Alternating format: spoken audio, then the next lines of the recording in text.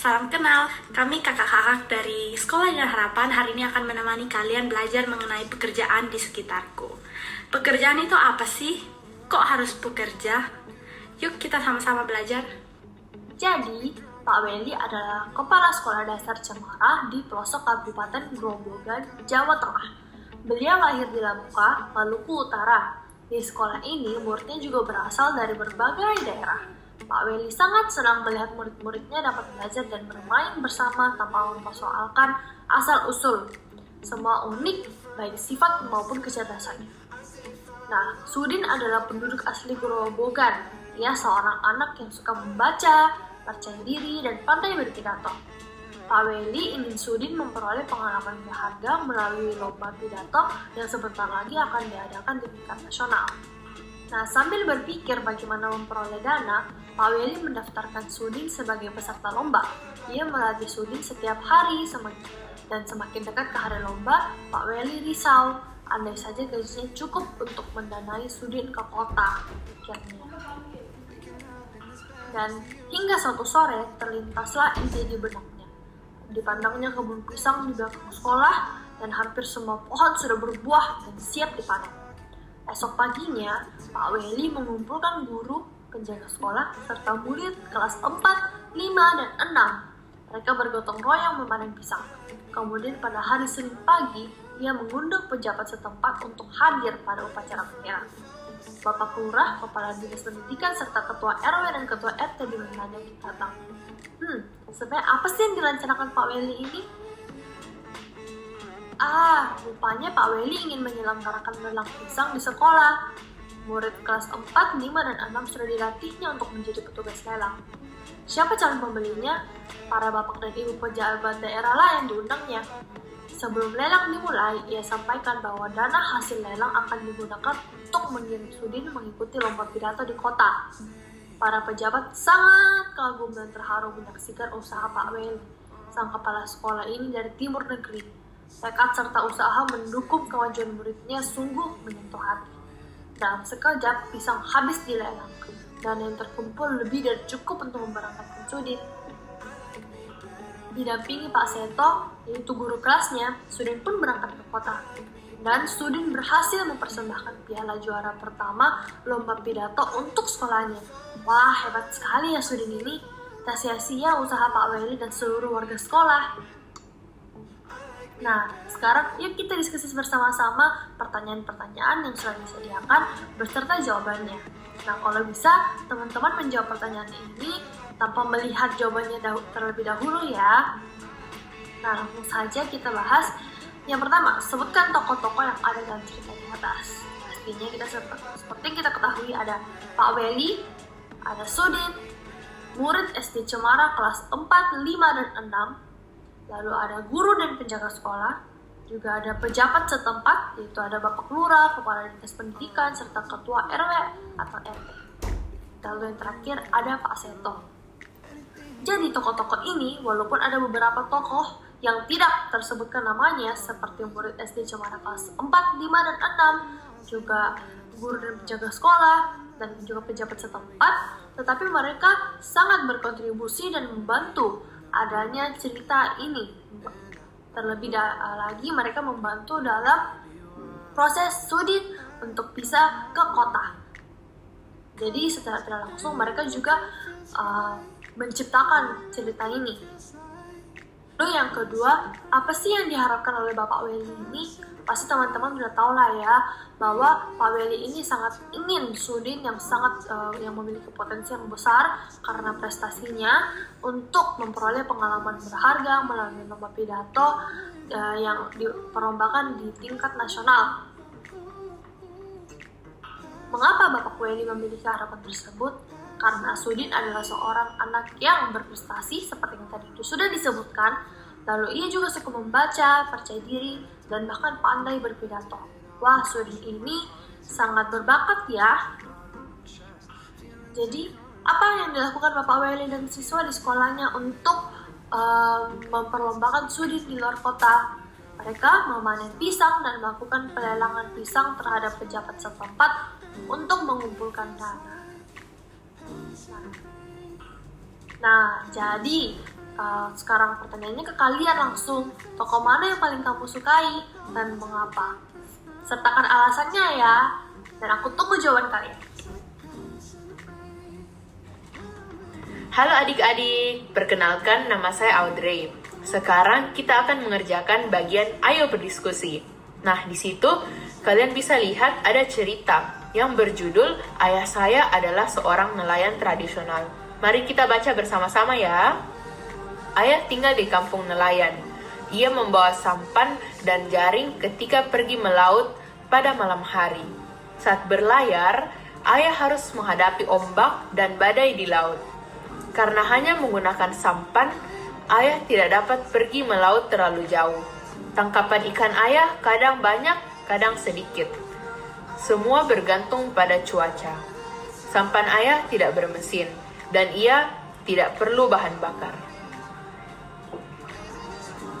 Nah, sekarang kita akan menjawab pertanyaan-pertanyaannya ya. Mari kita analisa bersama. Menurut kamu, apa yang akan terjadi dengan laut jika para nelayan menggunakan perahu besar dan perlengkapan modern? Menurut adik-adik, jawabannya apa? Nah, menurut saya jawabannya itu, laut akan tercemar karena nelayan-nelayan menggunakan bom ikan. Nah, bom ikan itu akan membuat laut menjadi keruh dan juga ikan-ikan akan mati. Nah, dan juga jumlah ikan di laut itu bisa berkurang dong. Karena kita menggunakan bom ikan sehingga ikan-ikan itu banyak yang mati dan bahkan terbuang dengan sia-sia. Dan juga ikan-ikan yang lain itu bisa punah karena ikan tidak dapat berkembang biak. Jadi ikan-ikannya semua mati sehingga mereka tidak dapat berkembang biak menjadi banyak. Jadi saya akan memberikan kalian waktu 1 menit untuk berpikir mengenai apa sih yang digunakan oleh nelayan tradisional untuk menangkap ikan dan apa yang digunakan oleh nelayan modern untuk menangkap ikan. Coba kalian pikir deh persamaan dan perbedaannya. Yang digunakan oleh nelayan tradisional untuk menangkap ikan itu sampan dan jaring. Sedangkan nelayan modern menggunakan kapal besar yang bermesin, jaring, radar, dan bom. Sekarang mari kita teliti satu-satu apa perbedaan dan persamaan dari nelayan modern dan nelayan tradisional. Nah, pertama-tama kita bisa lihat bagaimana nelayan tradisional menggunakan cara-cara yang lebih ramah lingkungan, sedangkan nelayan modern tidak ramah lingkungan. Nelayan tradisional tangkapannya relatif sedikit dan tergantung cuaca. Sedangkan nelayan modern tangkapannya relatif banyak. Selain itu, nelayan tradisional memiliki alat yang lebih sederhana, sedangkan nelayan modern punya alat banyak dengan teknologi yang canggih-canggih. Tapi antara kedua ini masih banyak juga persamaannya loh. Mereka menggunakan kapal, mereka juga sama-sama mencari ikan, dan mereka sama-sama juga menggunakan jaring. Pertanyaan selanjutnya, bagaimana seharusnya para nelayan mencari ikan supaya kelestarian ekosistem tetap terjaga? Nah, menurut kalian apa? Nah, kalau kita analisa bersama, para nelayan itu seharusnya menangkap ikan dengan jumlah terbatas. Mereka tidak perlu menjadi serakah dan mau semua ikan di laut. Karena jika mereka melakukan demikian, maka ikan-ikan di laut itu bisa habis dan punah karena semuanya mati. Dan juga nelayan tidak boleh menggunakan alat-alat modern yang dapat membahayakan ikan seperti bom ikan dan pukat harimau. Selain membahayakan ikan, dia juga dapat mencemari lingkungan. Kenapa? Karena terumbu-terumbu karang itu akan rusak dan pecah. Padahal kita tahu kalau terumbu karang itu sangat bagus. Jika kita misalnya menyelam atau snorkeling, kita bisa melihatnya. Oke, sekarang kita akan berdiskusi. Tetapi sebelum itu, adik-adik perlu mengetahui apa itu pukat harimau. Nah, pukat harimau itu adalah jaring yang sangat besar yang dapat menjaring semua makhluk hidup di laut. Dan yang kedua itu caranya bom ikan. Bom ikan itu apa? Bom ikan itu bahan peledak untuk menangkap ikan, menyebabkan hancurnya terumbu karang dan habitat ikan. Nah, sekarang kita diskusi. Pertanyaannya, apakah adik-adik setuju dengan pengambilan ikan dengan cara di atas, yaitu pukat harimau dan bom ikan? Jelaskan kenapa. Apa akibat buruk yang akan terjadi jika pengambilan ikan menggunakan cara-cara tersebut? Adik-adik, sekarang kita akan melihat apa dampak yang dihasilkan dari bom ikan. Yang pertama, banyak ikan yang mati sia-sia karena bom tersebut akan membunuh ikan-ikan di laut dan organ-organ mereka seperti insang dan juga tubuh mereka itu bisa tercabik-cabik. Dan juga para nelayan tuh tidak mengambil semua dari ikan yang mereka bom. Bahkan banyak ikan-ikan yang tertinggal dalam keadaan mati. Sehingga ikan-ikan tersebut mati dengan sia-sia. Yang kedua itu rusaknya terumbu karang. Kita tahu bahwa terumbu karang itu sangat indah dan bagus. Bahkan terumbu karang Indonesia itu sangat cantik. Tetapi apa yang terjadi jika kita menggunakan bom ikan? Semuanya itu akan rusak dan sudah tidak indah lagi. Yang ketiga itu jumlah ikan berkurang drastis. Dari awalnya ikannya itu sangat banyak di laut, tetapi karena ada seseorang yang menggunakan bom ikan, maka ikan-ikan itu akan berkurang sangat banyak dan sehingga tersisa menjadi sangat sedikit. Yang keempat itu kehilangan penghasilan. Kenapa bisa kehilangan penghasilan? Nah, biasanya itu orang-orang dari luar negeri itu datang untuk melihat laut dari Indonesia, melihat ikan-ikan dan juga terumbu karang. Tetapi karena ulah manusia yang sangat tidak baik, maka terumbu karang dan juga ikan-ikan yang sangat bagus itu mati, sehingga tempat wisata itu tidak bisa lagi didatangi oleh turis karena ikan-ikan dan juga terumbu karang itu sudah tidak ada lagi. Sekarang kita akan melihat dampak dari pukat harimau. Nah, adik-adik, dampaknya itu yang pertama adalah kelangkaan pada ikan. Kok bisa? Jadi, pukat harimau itu biasanya ditaruh di dasar laut, sehingga pada saat diangkat, ikan-ikan yang kecil yang harusnya masih bisa besar dan berkembang biak, itu sudah ditangkap oleh mereka. Sehingga mereka tidak dapat berkembang biak. Jadi jenisnya itu akan menjadi langka atau bahkan punah. Yang kedua, rusaknya terumbu karang. Karena dari jaring-jaring itu biasanya ada terumbu-terumbu karang yang ikut terangkat. Sehingga ada terumbu karang yang sudah rusak dan juga bisa membuat terumbu karang itu mulai habis di dasar laut karena terangkat oleh jaring tersebut. Yang selanjutnya yaitu merusak ekosistem laut. Kenapa?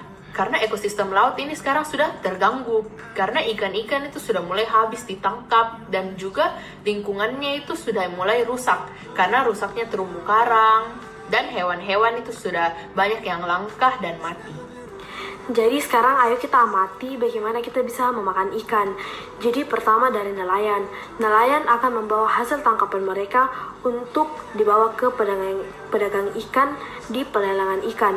Lalu setelah itu para pedagang akan mendistribusikan ikan-ikan tersebut ke pasar untuk dijual di penjual ikan.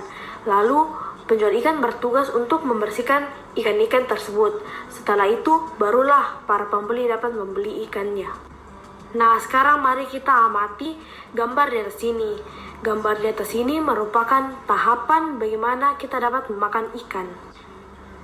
Nah, setelah mengamati gambar tersebut, mari kita diskusikan dari gambar tersebut. Yang pertama, jenis kegiatan ekonomi. Yang kedua, jenis barang yang diperjualbelikan. Yang ketiga, jenis pekerjaan yang terlibat pada kegiatan tersebut.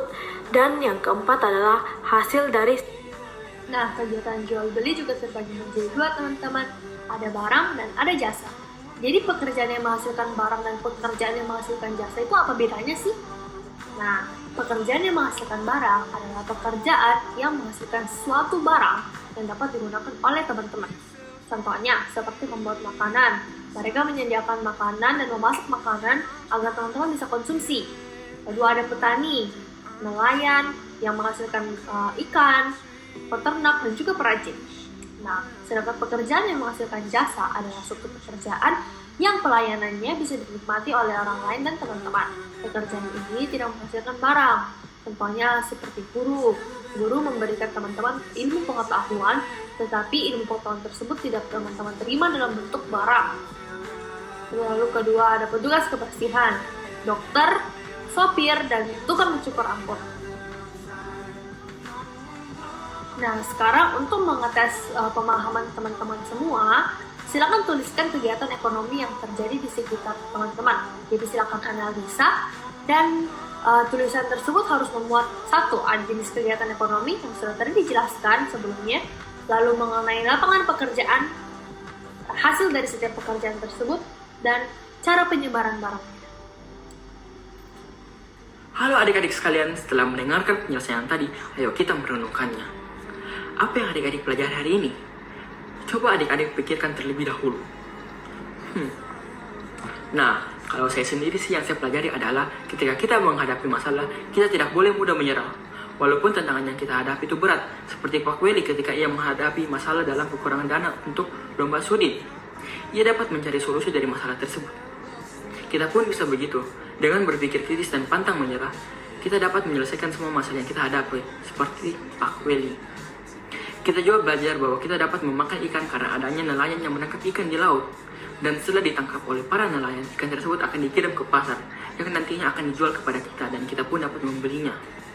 Kita juga belajar mengenai pekerjaan yang menghasilkan barang, yaitu seperti nelayan yang menangkap ikan, dan pekerjaan yang menghasilkan jasa, yaitu seperti tukang cukur rambut yang menggunakan jasa mereka untuk mencukur rambut pelanggan. Nah, pertanyaan yang kedua, apa yang adik-adik bisa pelajari dari seorang nelayan? Nah, coba adik-adik pikirkan terlebih dahulu juga. Nah, saya sendiri sih apa yang saya bisa pelajari dari seorang nelayan adalah mereka adalah orang-orang pekerja keras yang menangkap ikan di laut agar kita bisa memakan ikan tersebut. Di mana ada nelayan tradisional dan nelayan modern, di mana nelayan modern menggunakan alat-alat yang sudah canggih. Nah, selain hal itu, ada pula nelayan yang baik dan ada nelayan yang kurang baik. Di mana nelayan yang kurang baik itu tidak mematuhi peraturan dengan menggunakan bom ikan yang dapat menghancurkan terumbu karang serta habitat ikan dan pukat harimau yang dapat menangkap semua makhluk hidup laut.